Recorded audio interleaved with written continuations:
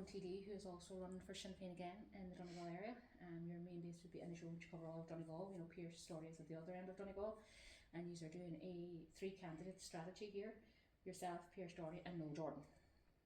So, what are you hearing on the doors at the moment, Mark?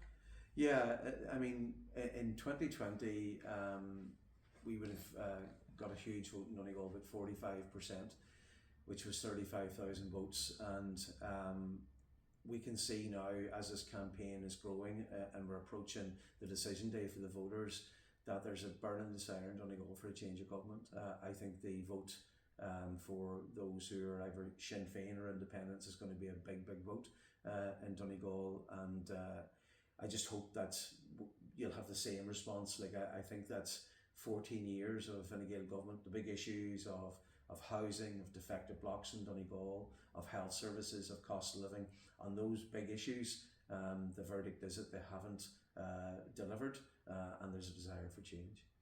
And there was some concern mentioned across different media platforms over the last couple of weeks that maybe the 100% redress candidate, Charles Ward, could in actual fact split your vote. Are you concerned about that at all? Well, in fairness, everybody's entitled to put their hat in the ring, and I respect Charles. He's an affected homeowner and he's a long-standing campaigner. I can only speak for Sinn Féin, and what we're saying to the homeowners, and there's thousands and thousands, the scale of this is absolutely huge, particularly in North Donegal. So in a show in Letterkenny, Milford areas, touching into West Donegal, and a big chunk of Finn Valleys. This is a big part of Donegal where there's a massive number of houses affected. What we're saying is very clear: the only pathway to a scheme that works, that is 100% redress, is a Sinn Féin led government. Fianna Fáil and Fine Gael have had their chance. They're not committed to this. They're not serious about this. If they were serious, they would have a budget much bigger than €70 million. Remember that Micheál Martin made a statement at the height of the protests 3 years ago, late 2021, and he said that this would be the biggest redress scheme in the history of the state. He said it would be 3.5 billion and growing.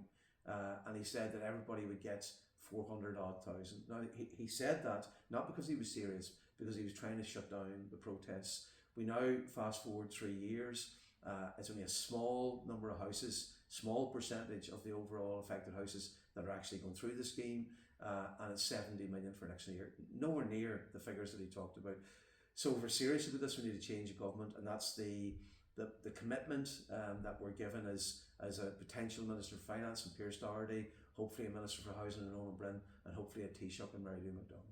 And what do you say to members of the outgoing government who say that there are people that are rebuilding their homes and that this is a strong scheme? Well, I find it astonishing. I was in a debate with the Minister Charlie McConlogue and John McNulty of Fine Gael. It was very notable that John McNulty of Fine Gael was backing away from saying this was a good scheme.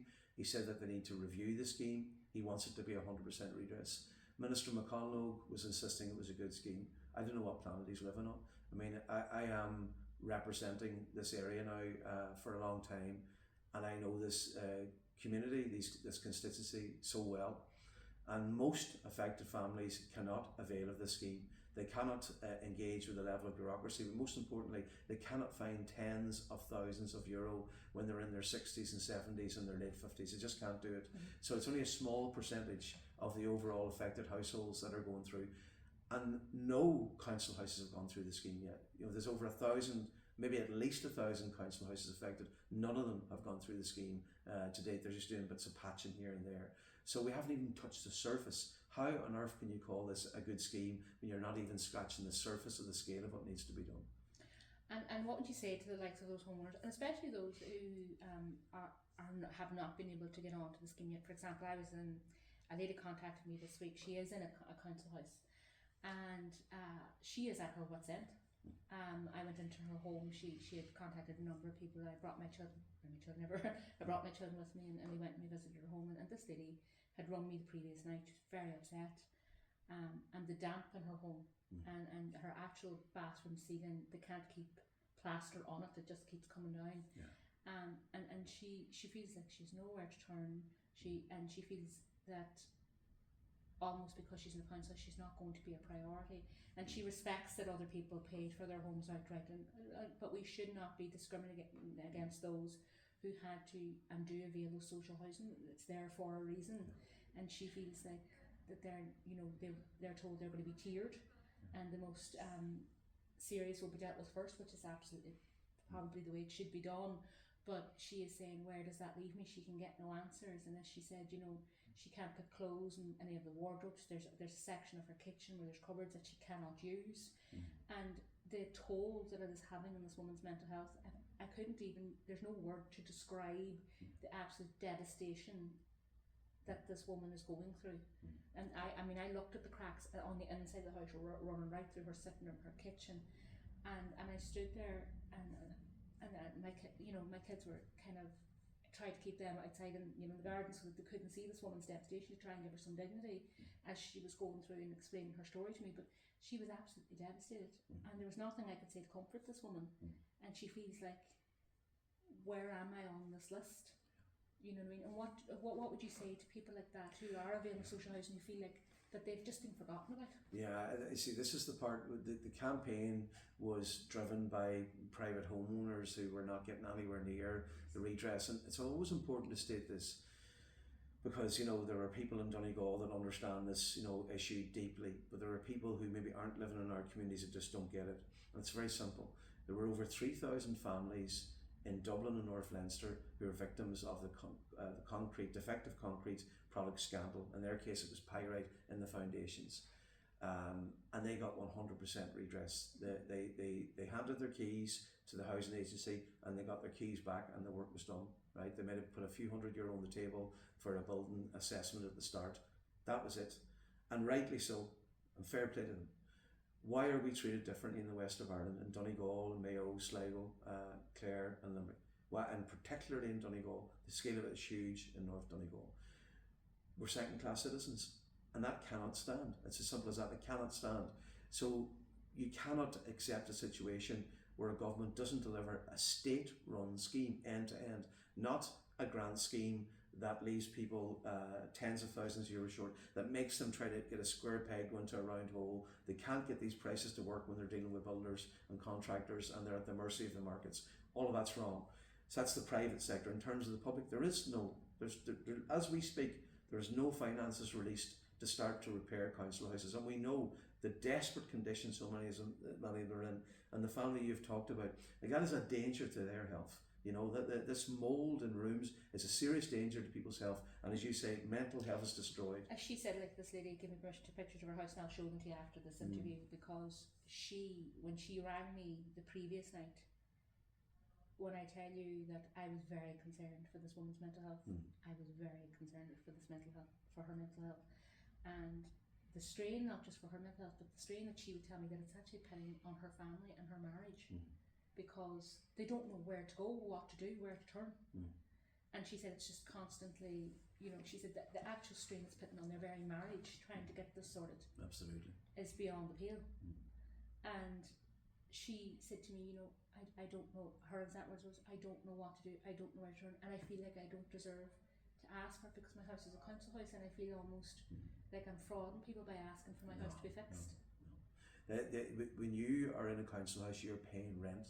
They're not free houses. One of the things that drives me mad is when people talk down families in council houses. They're not free houses. You have to pay the rent for those houses, and if you're working, it's a very significant rent that you're paying for those houses. So you have rights and entitlements. The only thing you get from a council house is security of tenure. As long as you pay the rent, you'll always have that roof over your head. So for me, it's very, very clear. And we make no apologies. We prioritise residential properties. So private and public, wherever families are living with a roof over their head, they're our priority in a state-run, government-run scheme. We actually have the resources in this state. You know, this on the books. We are not a poor country. We're going to have a significant surplus for the next 5 years. So there's no excuse whatsoever for having a scheme. The only reason why you wouldn't deliver it is you don't believe in equal citizenship. And in Donegal, we are sick of being on the back foot. We're sick of being the forgotten county. So I'm proud of our protesters, our campaigners, and that's why we've stood shoulder to shoulder with them over the last number of years, and that's why we have engaged with them, worked with them to come up with a plan that can turn this around, and that's the plan we're putting to the people in this election. Okay. So, given the fact that all people hear me talk about is carers and disability service and the health service, I know there are many people who go, oh, here she comes again. I'm sure there's many across the road when they see me coming. However, it's an important drum to be beat here in Donegal because there is such a shortfall. Now, we know that there is a massive vacancy rate in CDNT, the Children's Disability Network team here in Donegal, and there are families having to subsidise themselves private therapies. What do you say to those families? Yeah, well, it's outrageous, and we have the longest waiting list in the entire country. So what you've had in Donegal is the parents have stood up and they have demanded better of the HSE and of the government. So a year ago, after a meeting that I had with some of those parents, a forum was established, which is attended by parent representatives and by public representatives on a cross-party basis and the senior HSE officials. That forum met for a number of times, once a month. Then it was stretched out to every 3 months, and now it's been stood down by the HSE. So as soon as this election is over, I have committed to working with the parents to get that re-established urgently. Why? Because we need to hold the HSE and the government to account. We need to demand better of them in terms of the recruitment of the necessary, it could be physiotherapists, occupational therapists, psychotherapists, psychologists. The whole remit of shortfalls needs to be addressed. And there needs to be not just that issue of all the delays and parents forced to try and source it privately and pay for it themselves, and of course most parents can't even do that. It's outrageous. But there's also the issue of respite care, and respite care in Donegal is non-existent.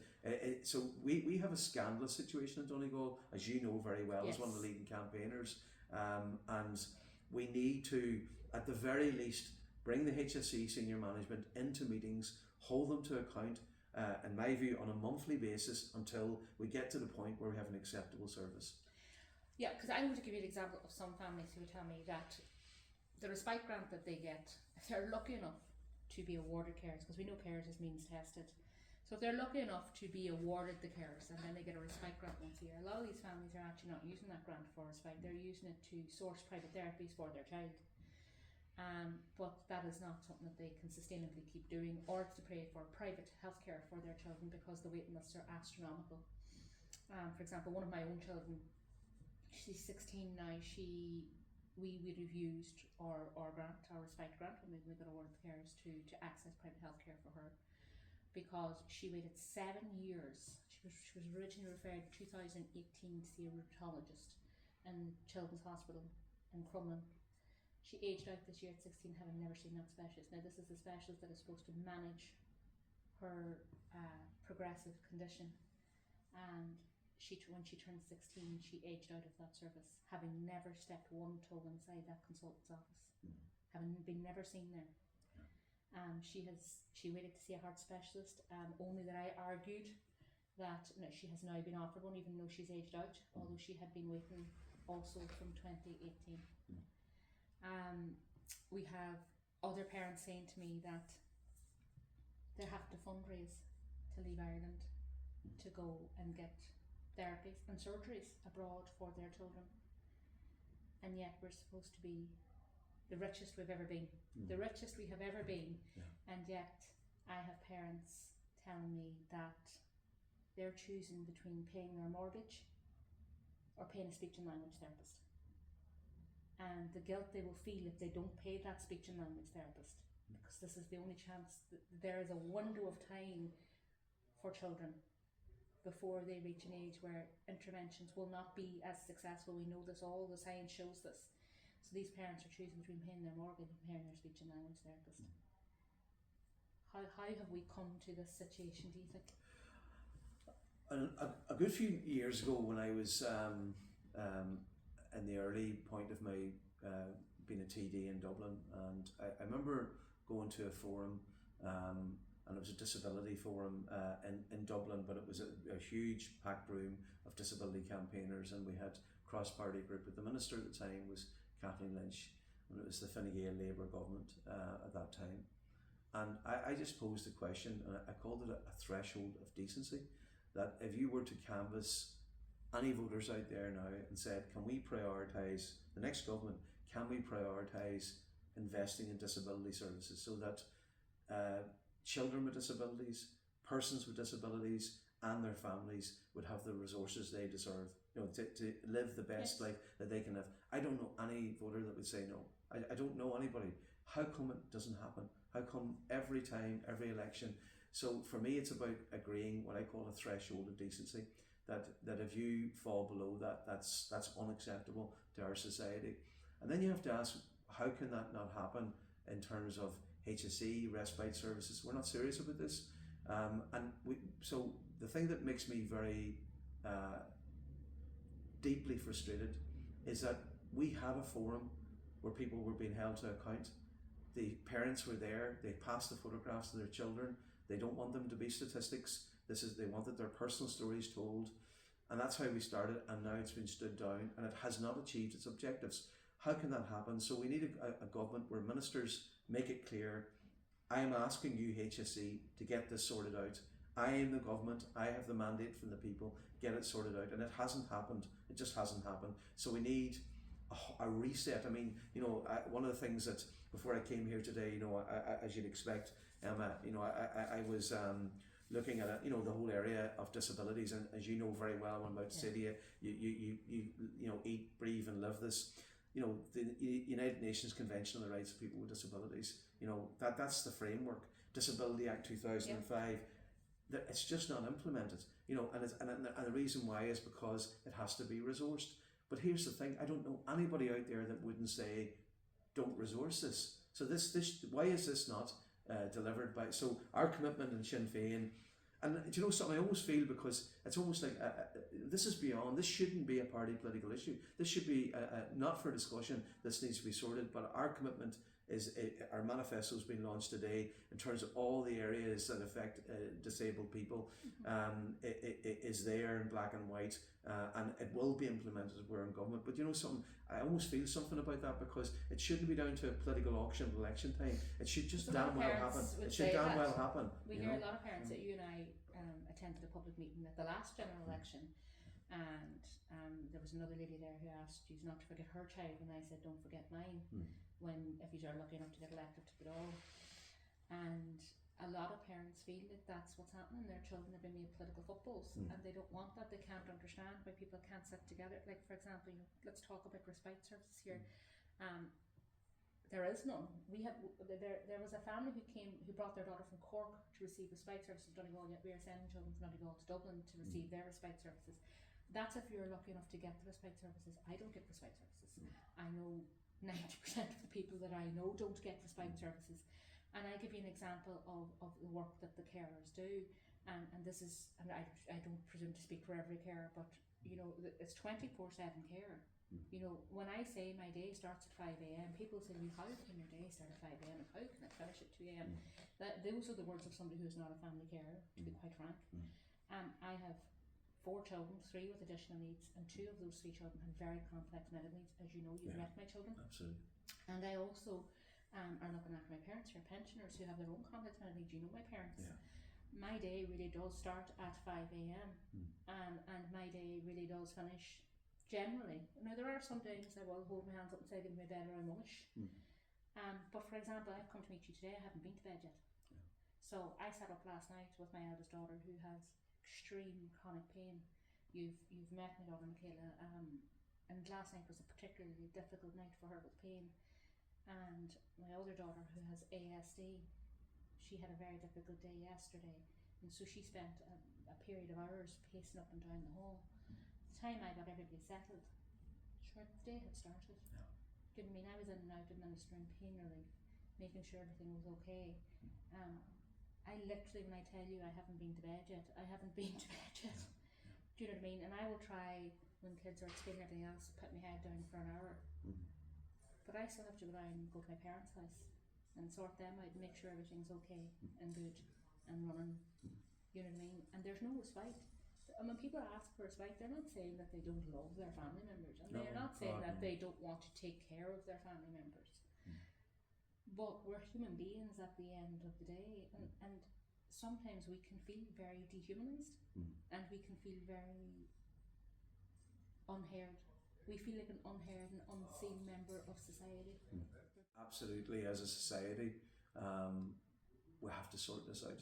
I mean, and you know, God Almighty, like, you know, respite. Is it too much to ask that you would get a break, you would get a rest? That, you know, like, and the other thing is, carers save this country a fortune of money, an absolute fortune of money. You know, that you're not having people in institutional care. And Donegal has the highest level of care in the home. It's something I'm really proud of. It's who we are. But why have you been taken for granted for all of these years in terms of respite services? And it is exasperating, like, you know, when you engage with the HSE. And of course, to me, you know, if things are not working, you know, like, at the end of the day, if I'm lucky someday to be in government, there'll be no hiding place for me. You know, I mean, I will be held to account. I'll be put on to Highland Radio in Donegal or the local newspapers, or indeed every day in my community on the doors, because the buck stops with you in terms of managing the country. And what we have here is a HSE that have not delivered the services that are required for people with disabilities. And it's outrageous, you know, in terms of respite care, in terms of all of the support services. Your story, isn't it just like appalling that you've had no sleep, which is not good for your own health. Who looks after you? I mean, you have to be strong for your children, strong for your parents. Who's strong for you? Who's there for you? And as you say, that's your story. That, you know, so many, like, I don't know where you get the strength from to tell your story, but thank God you do, because not enough parents can find that strength. They just can't do it. They're weary. They're ground down. The thing that always upsets me is when you have a parent with disabilities or a carer of somebody with disabilities who contacts me or my office and apologises for contacting, because that's who they are. You know, they don't ever think about they need help and they need support. They're the ones who provide that care to others. So this shouldn't be a party political issue. This shouldn't be an issue at election, but we have to do what's right here. We have to crack this. And I just hope that whatever happens in this election, whether Sinn Féin's in government or not, you know, I hope to be a TD for this county, and my determination is to work with the parents to get that forum on that issue of the CDNT, on the supports. That has to be re-established. There has to be accountability for senior people who are in roles, because the people out there say, I want Emma to get the respite she needs, right? I want her to get the support of this society because look what she's doing for her family. I don't know anybody wouldn't agree with that. Why is it not happening? Why is it not happening? And what we need to do is demand better of those who provide these services. We have to demand better, and we have to hold them to account until better is delivered. Absolutely, and I would wholeheartedly agree with you on that. Now let's talk about the Letterkenny University Hospital Action Plan. So there's a group of hospital consultants who've come forward with a group of GPs as well, and they've put together a 5-point action plan for Letterkenny University Hospital. We know it's been one of the most overcrowded hospitals in the country, year in, year out, to be quite frank with you. We have a massive vacancy rate.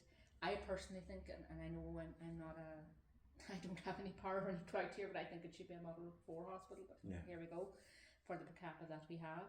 But their 5 actions are equitable funding to secure fair funding for LUH on population and healthcare needs, implementation of Model 3 recommendations, to act on the recommendations to strengthen the Model 3, although I believe it should be a Model 4, but absolutely we need to strengthen the Model 3, which we don't have as it is.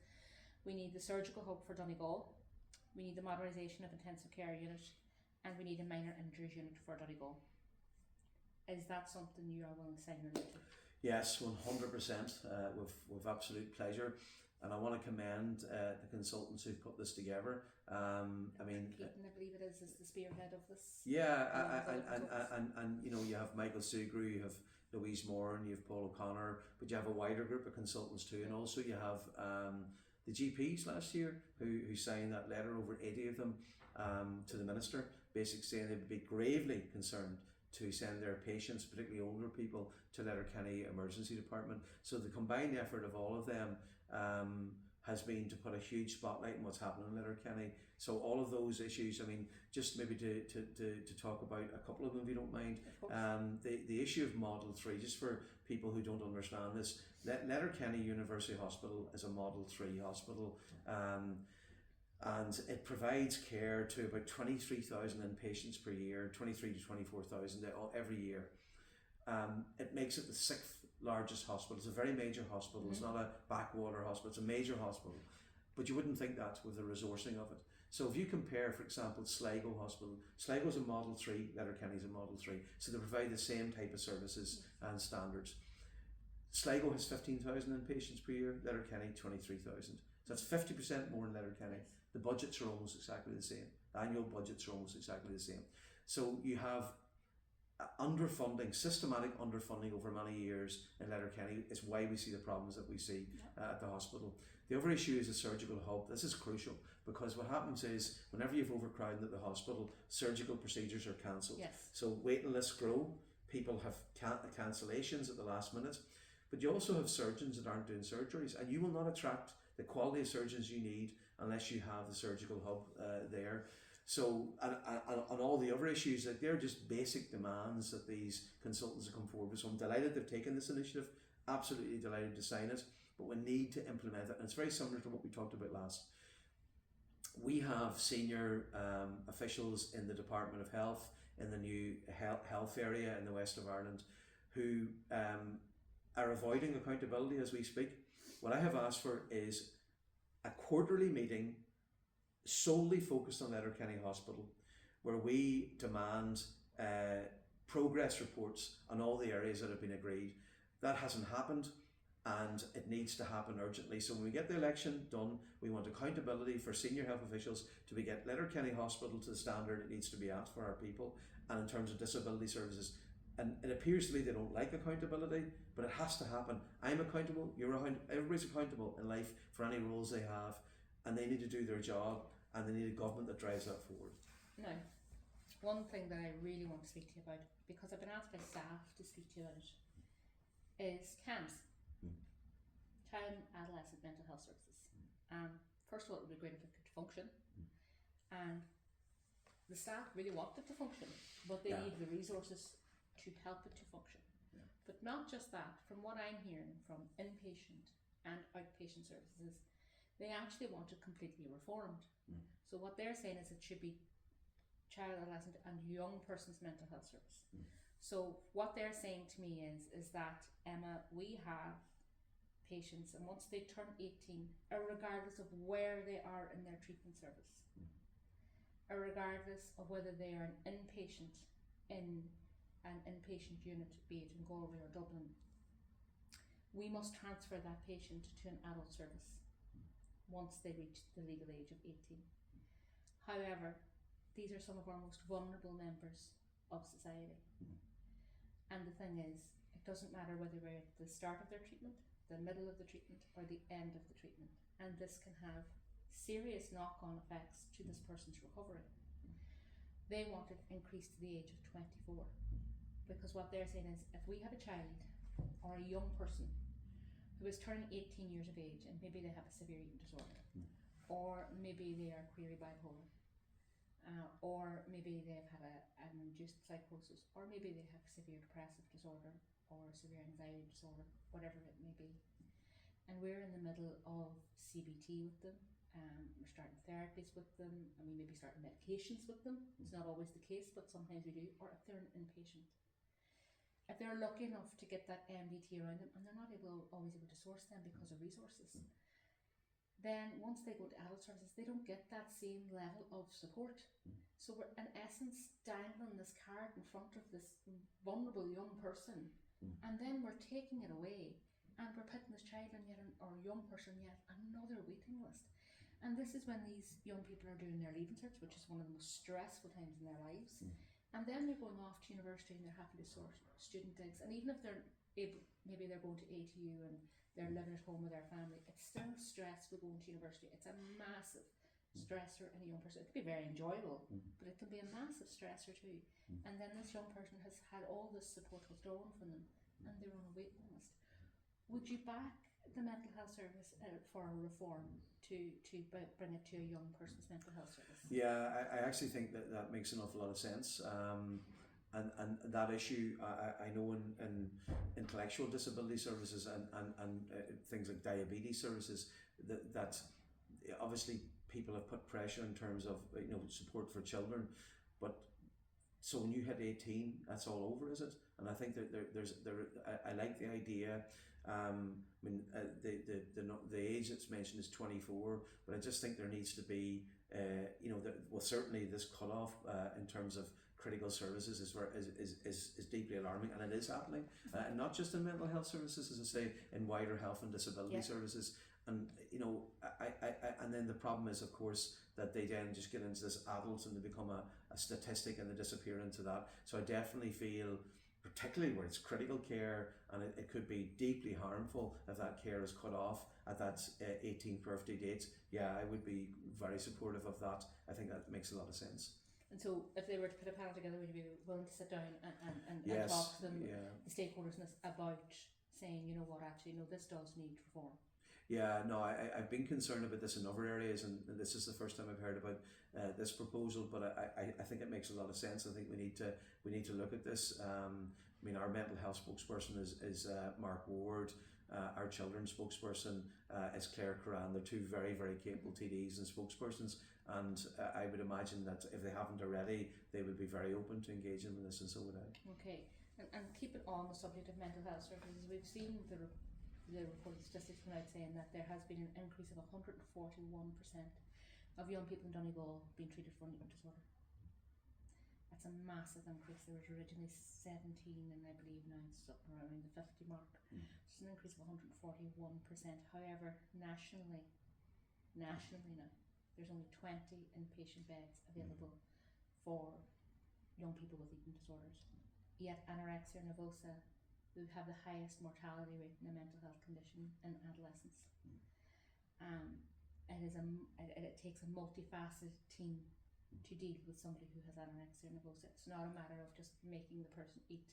There is nutritional rehabilitation to be done, the physical rehabilitation to be done, then the psychological rehabilitation, and lots of CBT, different therapies available, but yet there's only 20 beds now. In some areas, kids are actually have to compete for beds, and it's almost like the sickest child, the child closest, or the young person closest to realistically death gets the bed. Because I know of some people going in and they're 6.5 stone, and they're being told there's no bed available. In likes of Dublin areas and things like that, but we don't even have an inpatient facility in Donegal for our young people. Or young people either have to go to Dublin or Galway. So families are crying out. I know of a family who had to remortgage their home to take their young person to the Priory in England for treatment. I have researched this myself, and I called a private hospital to see how much it would cost for a private bed, and the quote was €31,500 for 6 weeks treatment. What family has €31,500 lying in their back pocket? But yet, this is I don't think people understand the complexity of an eating disorder. These children, it is the highest mortality rate in adolescent mental health condition. These young people they're dancing a line with death, literally, and families are expected to cope with €31,500. Why is this being allowed to happen? Yeah, I think that's a very important question. I met with a young person from Donegal who had come through all of this, and eventually she got a space in Dublin, and she just was very concerned about the lack of support that's available on this. And she's a very brave person to tell her story and to be advocating on this. So, clearly we have to do better, and again it goes back to our conversation earlier on. In terms of mental health services, disability services, it just isn't at the standard, and I really have to say that we've had plans, we've had commitments, national strategic plans and review plans, and you have to ask a question about the HSE. Why is this not happening? Why is it not being implemented? Why is it not being delivered? In terms of Donegal, why do they never look at it? On one occasion they looked at Derry in terms of radiotherapy services for cancer care. We have 500,000 people in this region. Like, we're not living on an island in terms of Donegal. We live on an island in terms of Ireland, but we've 500,000 people in this northwest region. We have the critical mass for all of the services that you would see in Dublin, in Belfast, perhaps in Cork. Why is it not happening up here? And to me, it's outrageous that anybody from Donegal would have to travel more than an hour for the services that they need. You know, that it should be here. Well, as you know, my own child has been in hospital in Galway since August. Has been home for Halloween, which has been great, and thoroughly loved that. Hoping that they'll be home very soon. But we travel twice a week. Now, this all comes together now with the no respite services, because when I travel to Galway twice a week, I have to take everybody with me because there's no respite services. Yeah. So you're taking a child who has multiple dislocations every day, and you're putting them in a car for a car journey to Galway and back. So you have to stop for movement breaks. Then you also have a child with ASD in the car who needs movement breaks and sensory breaks. 5 year old in the car. I'm told my parents in the car. To go down to Galway twice a week. It's 555 kilometre round trip, I believe, from where we start to where we finish. Twice a week. Function on a few hours of sleep every night. You know, and I'm not saying, oh look at me, I'm doing this. I'm saying that there are thousands of other families across the country doing this. Not just in Donegal, but across the country. But there are hundreds of families in Donegal who are travelling the length and breadth of the country for treatments and services that should be available to them here. Yeah. And are you going to give a commitment to these families that if you are lucky enough to get into the Dáil again, and if you are lucky enough to get into government, that this is something that you are absolutely going to advocate for, that, you know, the days of ferrying our children to different corners of the country will come to an end? Yes, I mean, what I would want to do is do a review of critical services in the northwest of Ireland. I mean, nobody can tell me that with a population of 500,000 we can't deliver the same services that you would expect to see in other regions with the same population. You know, there's no reason why this can't happen. So we just need to you know, pull together on these health services north and south. I mean, my frustration, to be quite honest with you, is, and I'm going to be clear, I actually dread us not being in government the next time, because I've been around politics quite a while now, over 20 years, local and national, and I have seen these key challenges not being, you know, the dial hasn't been moved, you know, in terms of the provision of the health services that our people deserve. What you described, I mean, you take the radiotherapy in Derry, where did that come from? It came from strong women in Donegal standing up and setting up a cancer campaign. We had 15,000 people that marched in the streets. Why is it always like that in Donegal? 20,000 people marching for defective blocks in Dublin, 15,000 for basic cancer services. They didn't have to travel to Galway to Dublin, and still today people have to travel to Galway to Sligo to Dublin. It's just like, at some point, do we you know, is it just about radiotherapy services, which came from strong people campaigning in Donegal? That's where all that came from. Why did we stop there? Why did it stop there? Why is it not looking at a full review of everything? So for me, yes, absolutely. As somebody who, you know, I want to see the reunification of our island, not just that we joined 6 counties of 26, because issues like this tell me partition is a disaster for Donegal and Derry and West Tyrone. And the reason why we have been left behind in Derry, Donegal and West Tyrone, but both from Belfast and from Dublin, is because of partition, because you've divided services, you've made us go back to back instead of working together. If you have a region with a population we have, compared to anywhere in Ireland, they have the services that we don't have. So we just need to work together and turn it around, and it's my life's commitment to be involved in it. It comes instinctively to do that. Okay, well, thank you so much for joining me today and for joining in the viewers. And I'm just going to give you this opportunity now, as I've done with all the other candidates, to have your minute with the electorate and explain to them why they should put their tick the box that says you. Yeah, you asked me at the start what the response is like in the door in Donegal. There's a burning desire for change in Donegal. People, you know, have this keen sense, and it's a fact that we are the forgotten county, that we are left behind, and they look at Fianna Fáil and Fine Gael. Fine Gael's in power 14 years, and on the big issues that matter that we've discussed in detail here today, on housing, defective blocks, on health services, and on the cost of living, this government has not delivered. It just hasn't delivered. Not just for Donegal, but particularly in Donegal, it's acute. So I'm asking people to give us a chance. We have a manifesto we launched today. We have a housing plan that's the most comprehensive plan that any opposition party has ever produced. We have a health plan which is in the same category, and we have a manifesto today. It's fully costed. It's based on real alternatives. People have a choice here, and I'm asking them to give us a chance to lead the next government here in Donegal. Thank you so much.